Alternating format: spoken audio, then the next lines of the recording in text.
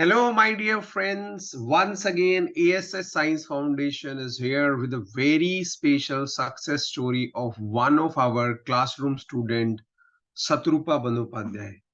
So, SATRUPA come from a diverse background. She has done her BSc honors in economics from University of Calcutta, and then she has done M.SC environmental sciences from Vidyasagar University, West Bengal, and she was preparing in our offline center at Delhi. In that series, she qualified the NET-JRF in the very first attempt. Subsequently, she was also preparing for the entrance and the interview of all the universities. In that series, she successfully qualified the interview of Guru Gobind Singh Indraprasth University, University School of Environmental Management, and she got the final PhD position there. On such a remarkable feat, we would like to congratulate SATRUPA Bandyopadhyay from the entire team of A.S.S Science Foundation.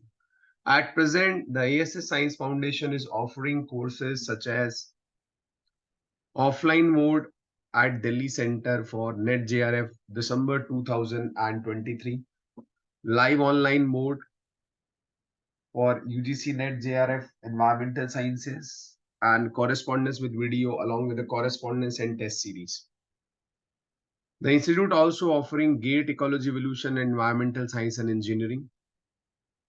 Along with the same, the institute have also started the program for the JSO and JE or Rajasthan Pollution Control Board, which have recently been notified. The undergraduate can also take the rigorous academic training at our institute for various PG CUET exams.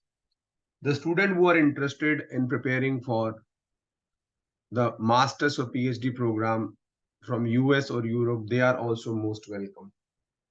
The institute also guide the already enrolled PhD student through PhD Mitra and data analysis program, which enhance the skill of the student to make him enable to get a job in the academic or research scenario.